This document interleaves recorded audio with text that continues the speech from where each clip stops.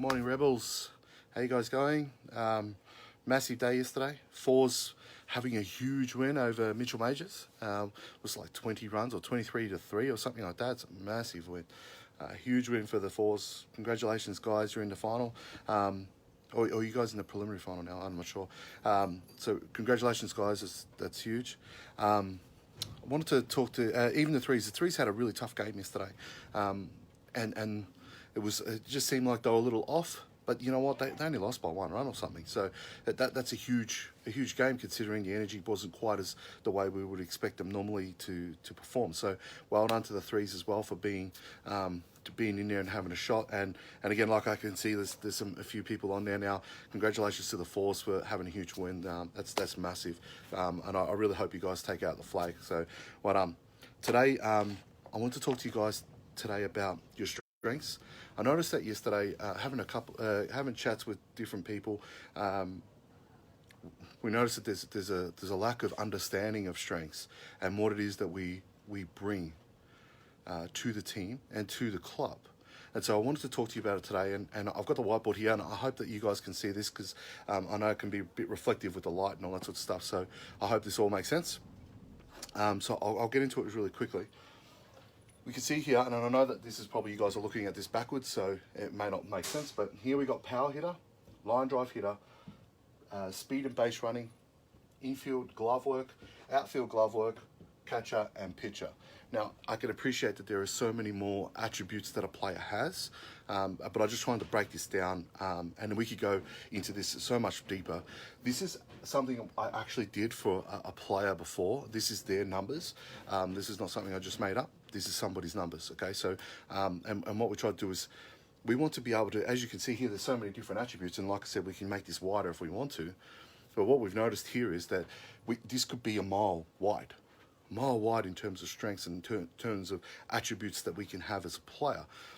And what we want to do is make that a little shorter, because we can't be great at everything. We can't play every single position on a field, and even if we did, we're probably not going to be great or as good as we could be in different positions. So today, what we're looking at is an outfielder's numbers that we put together. And again, like I said, we went a lot deeper in that. So when we look here in the power hitting, they got 2 ticks, okay? And we're just scoring this out of 10, and I can appreciate there's just a scoring. This is just for something to look at from a different perspective, okay? So we've given this person a score of 2 out of their power hitting. We've given this player from a line drive perspective, hitting a ball into the alley, going up the middle, controlling the zone. I also like to hear, we would look at, playing a short game, being able to bunt regularly and put the ball in play and control on the game. They scored a 7. From a base running and speed perspective, this player's got a 7 as well. Infield glove work, being able to be quick, good quick release out of the glove, and then continually coming up with great plays and regular plays. This player scored a 3. From an outfield defensive perspective, this person was a center fielder, so that's why they naturally score an 8. You can see the way that they control the outfield, the way they move their left and right fielder in conjunction to where they are and in conjunction to what the hitter's doing. There's so much more to that, and I appreciate that. But they scored an 8. From a catching position, they're a 1. Okay, so they're not a catcher. And from a pitching perspective, they scored a 0. Okay, so when we see this here, we notice that in terms of strengths, this player is an awesome speed person. They hit the ball into the gaps a lot more than what they do when they hit the ball over the gate. And they're a great outfielder. Okay, so what we want to do is we want to shorten all them. So if we're looking at this, we could take the power hitting out. We don't need to work on that. That's not their style of game. That's not what they do well. So we take this out. We can take out the infield glove work. They're not an infielder, obviously. Their power and their strength in what they deliver and what they are able to bring to the team isn't in an infield position. Catcher and pitcher, they're not that. Okay, that's not what they're here for. So if you're involved in the team as a defensive player, you'll see that this sort of player here is the one you want. When we're looking at strengths, we see from a coaching perspective, we notice that, okay, where can I utilize this player? If I have this player in here, where can I utilize them? And so when we look here, if this player was even all the way through, yeah, okay, great, they're a great utility player, but how do I utilize how do I get the best out of them? Where do I put them? And it creates dilemmas with coaches because they're not sure how to utilize you. And then what you find is that an across the board even player, they don't excel in anything. They don't step up and say, "Hey, you got to pick me." They don't present themselves in that way. They're just a run of the mill, dime a dozen style player because they've worked on their weaknesses. And so what happens is when we work on our weaknesses, so if this player here worked on their pitching, which is a 0, you're going to find that their hitting will come down. You'll find that their defense will come down. The way they read the ball in the outfield will come down. Their glove work will come down. Their speed, because they get stronger up the top, their speed around the bases will start to diminish a little bit. They won't read the play real well when they're starting to, getting a lead at first or second, and they're not going to be able to take extra bases because their speed's gotten lower. And what we want to be able to do is make their speed faster, make their line drives even better, more consistent. And that's really what we're after. We're looking for consistency in the strengths in which what you deliver to the team.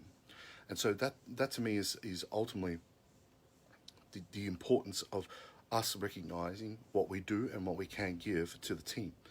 And I feel like that's an underutilized skill, working out your strengths, because that is a skill, and it comes with an understanding that we have to be able to take feedback from people around us and then piece it together, because not all feedback's going to be great, and not all feedback's going to be what you want it to be. Not all feedback's going to come back and say to me, okay, yeah, cool, this is what I'm taking in, and I'm going to do everything you told me to, and never really works that way. So we need to work out what it is that we do well in terms of strengths, so that we can then go, okay, cool, this is where I need to be. And then when somebody comes to you, and this is how you can filter it, when we recognize that this player here that we've got up here and we've scored this player as an outfielder, we notice that if somebody comes to us and talks to us, because I had to fill in one game and I had to catch for the team because we didn't have our normal catcher there, and they come to us and talk to us about catching, we know that's probably not necessarily the type of feedback that we need to be taking, because I'm not going to play here. Yeah? Thank you so much. Appreciate that. Bang, we move on. So recognizing what we do and what we do well is really important. We had a player yesterday in the threes game that has amazing speed, I think. Jumps really well off the bases and then takes off really quickly. Could probably steal a base anytime they wanted to. That didn't utilize their speed yesterday. And I felt like yesterday, whenever I see a player like that, I feel like they don't know how good they are, because they haven't taken that inventory about what strengths they have and what it is that makes them great. Why has the coach selected me to be in this team? And so when that happens, we get lost. And so for me, if it was a strength of mine, I would be standing there going, I'm ready to go, I'm running, because I know what I can do, I know what I can produce. Where those that still working out what it is that they do well and the strengths that they have, they don't necessarily back those things. And I hope that makes sense. And it's not because anybody has to tell them what that is or tell them the way they have to go about what they do. It's not about that. It's more about that player working out what it is that they do really well. And if you need that feedback and you need to narrow that down, let us know and we can go through a score for you. Because I think that this is an underutilized process, and in general, coaches aren't talking about those sorts of things. They might come to you and say, hey, you do this really well. Well done, cool, let's go. Why aren't you doing it? But they're not necessarily talking about how you can do it and why it's so good. What is it that you bring to this team? This is what I need from you. And having a clearly defined role for you. But if you have this score here, like a little scorecard, and like I said, it can go really deep, what you'll find is that instead of having multiple different things that you do exceptionally well and a mile wide of all these things that you do really well, you'll find that you'll have lots of things that are mile deep. Yeah, and it'll be limited. It won't be so wide anymore. You'll go, this is what I'm here to do, this is what I do, and I'm about to go and do it. And it will build confidence in what it is that you deliver and offer to the team.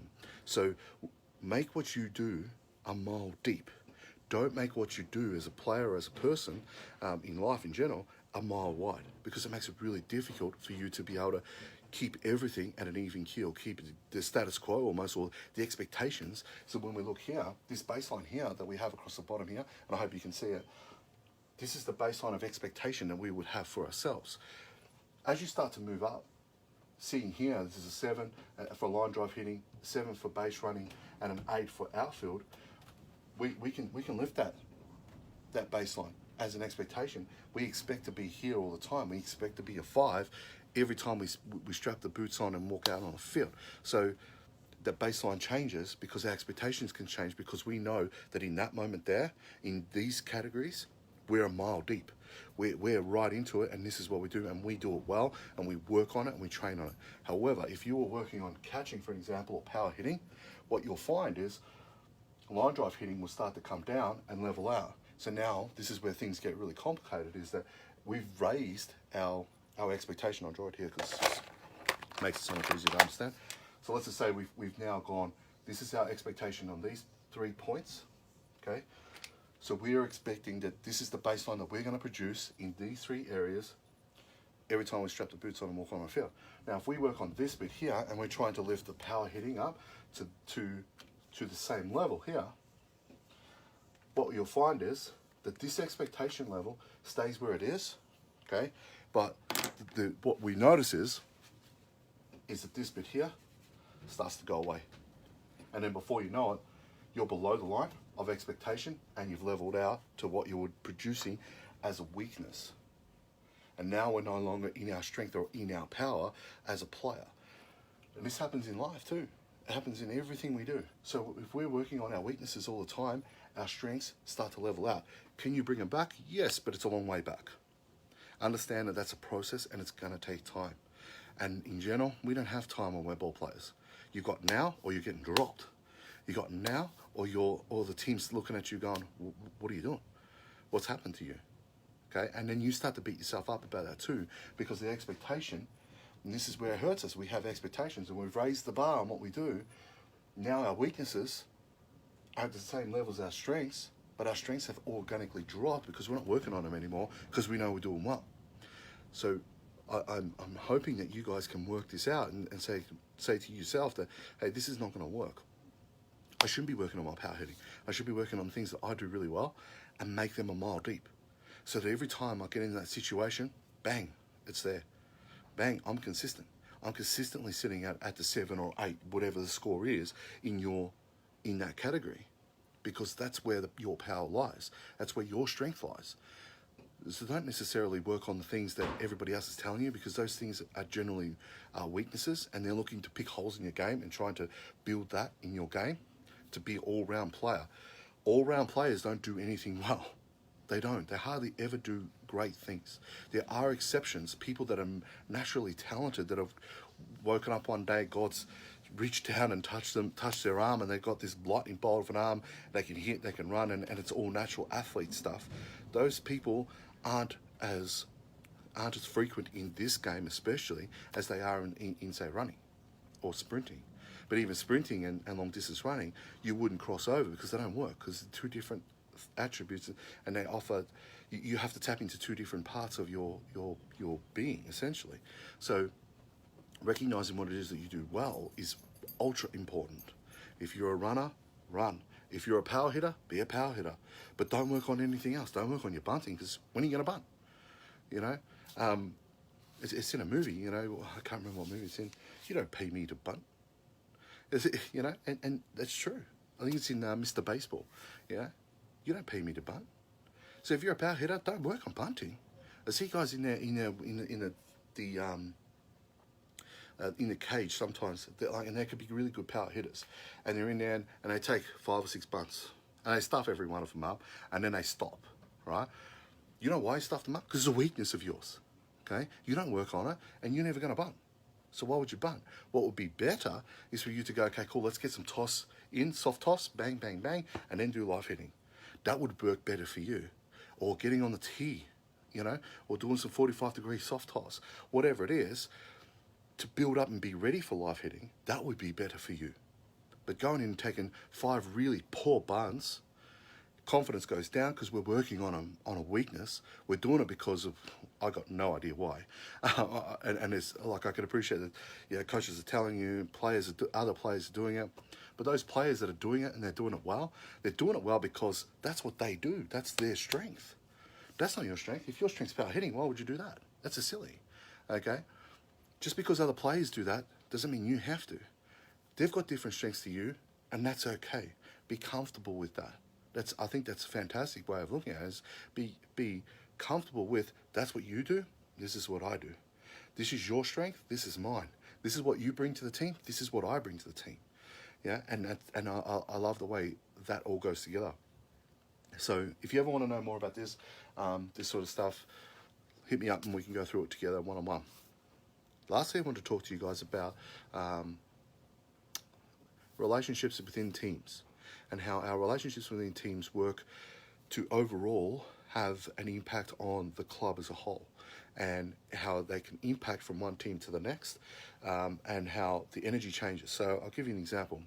What I noticed yesterday in the threes was, and I had conversations with a couple of senior players after, was that, okay, yesterday there was just something off, something got in the way, something just wasn't where they would normally be. But the one thing that I noticed that was really great was the passion and the consistent passion they had throughout the game. They loved what they were doing yesterday, and I applaud that. I really love that, because what I've noticed in the ones and twos is not that passion. It's not there. They don't go out there, strap the boots on and go, I love doing this, and it just pours out of them.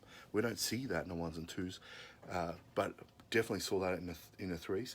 And then talking with some of the guys that came back from the fours, it's just oozing out of them, the passion and the love for the game. It's just coming out of them.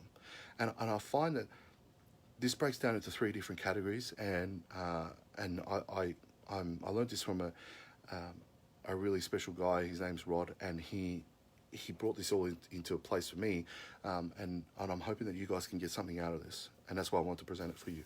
So there's three different types of attitudes, I guess, we can look at when it comes to our relationships as team players.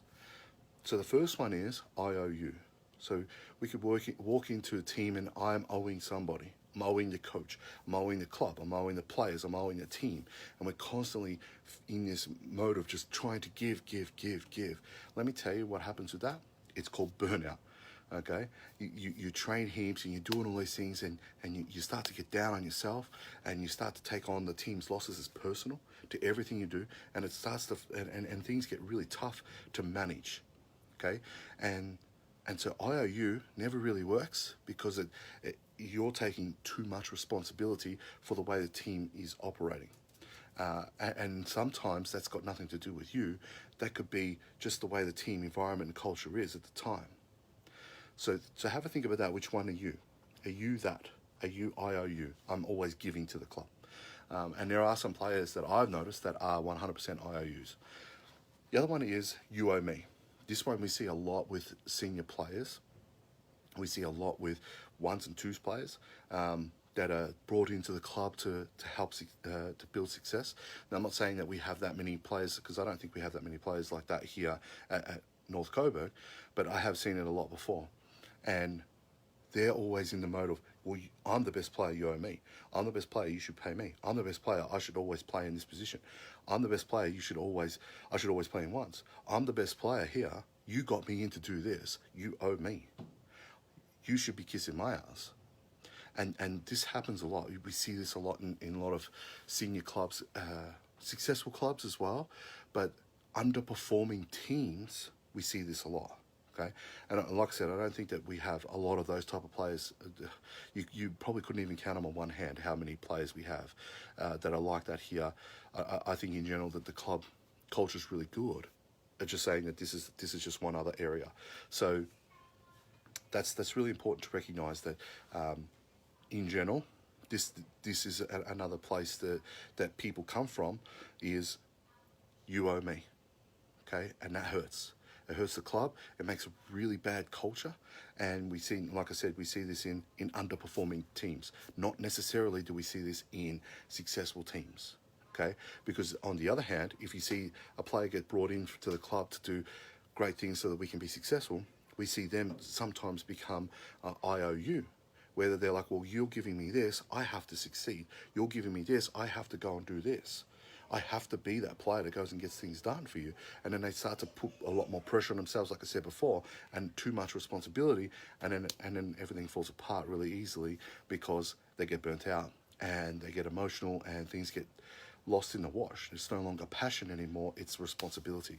And that there is where I feel like things fall apart and fall away really fast. I've been that player and it hurts.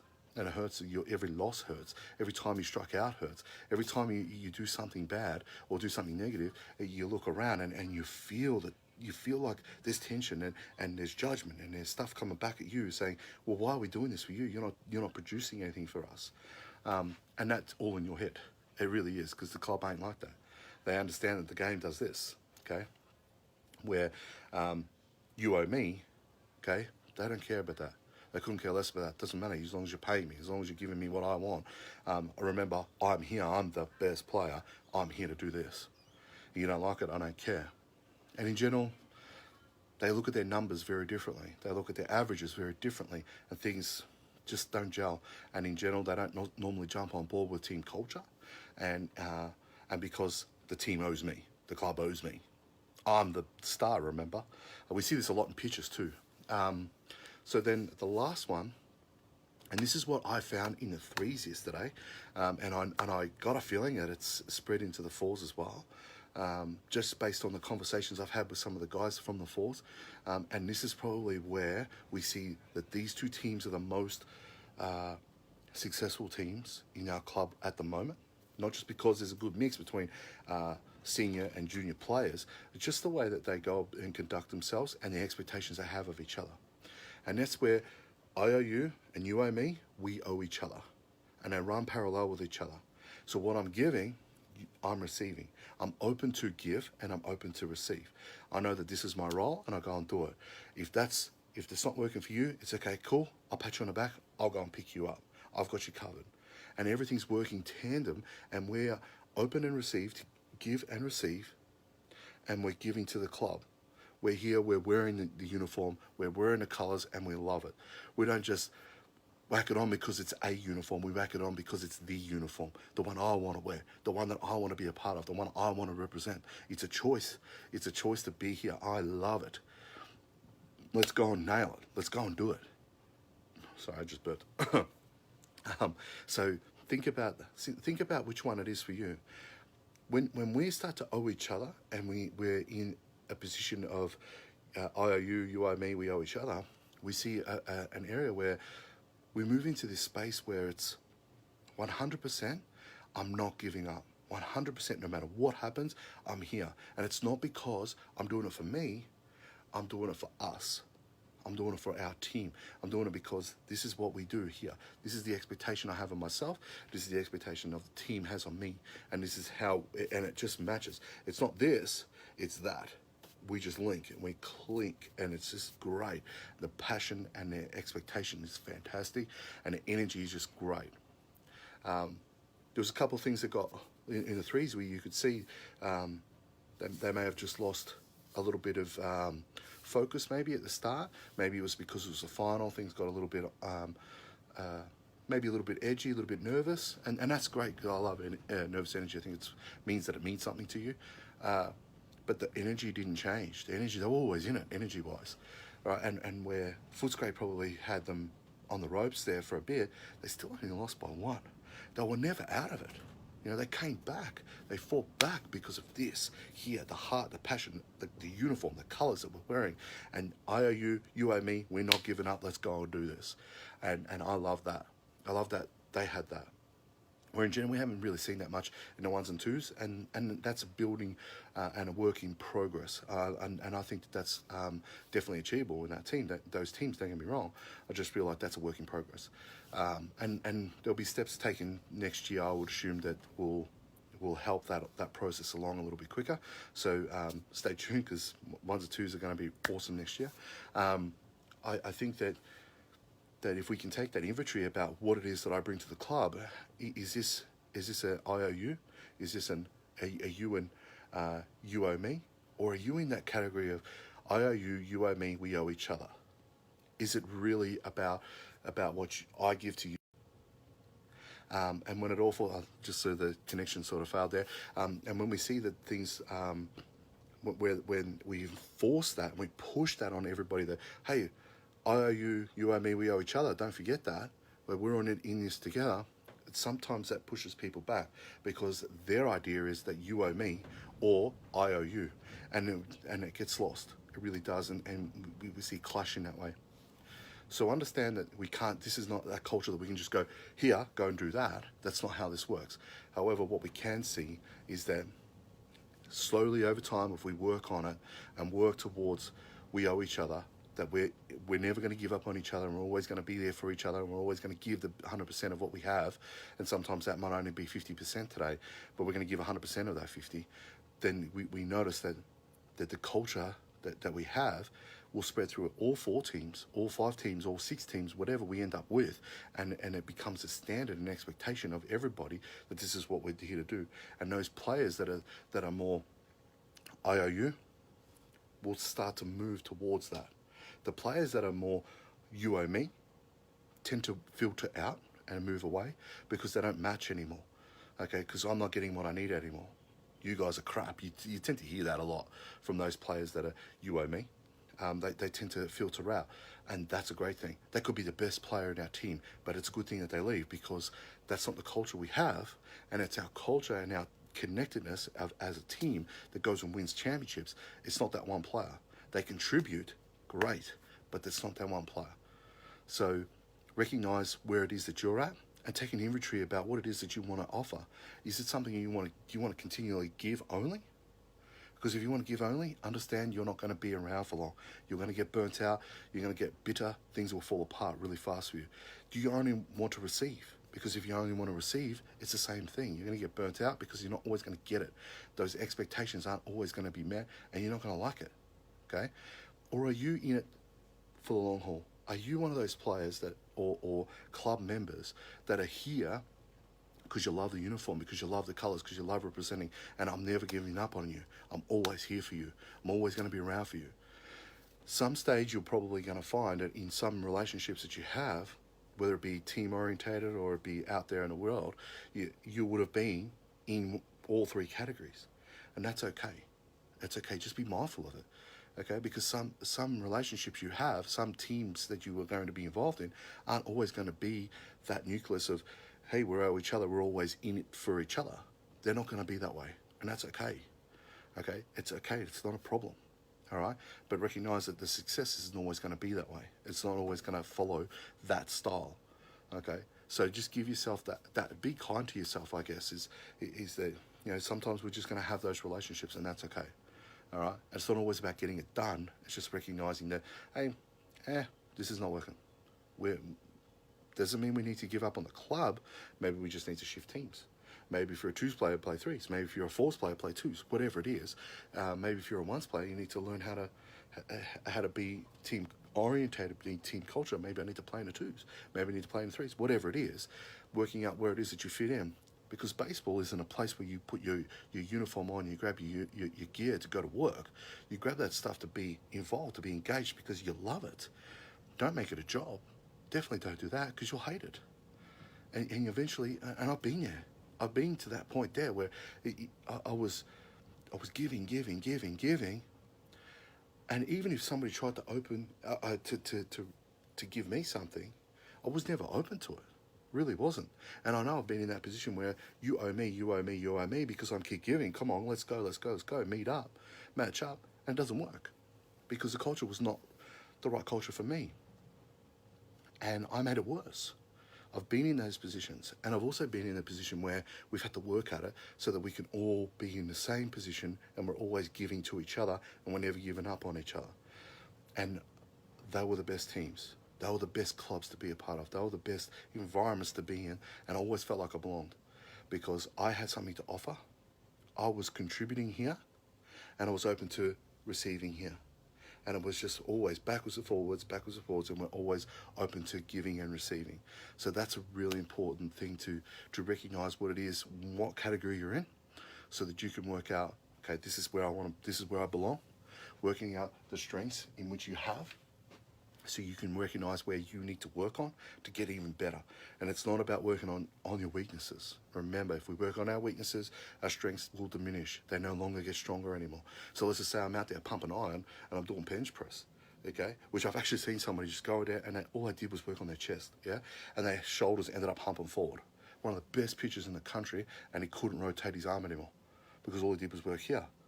And the rest of his body couldn't hold him anymore because he was too strong, too heavy on the top. And so his career, gone, okay? So we're working on weaknesses and we're not balanced out, things get lost, okay? Working on a strength of yours, if this player just went and did more pitching instead of all this weight stuff, then he would still be around, but you would never have heard of him now. You know, he's forgotten. So work on your strengths. They're the players that offer the most. They're the players that can give the most. They're the players that can receive the most, okay?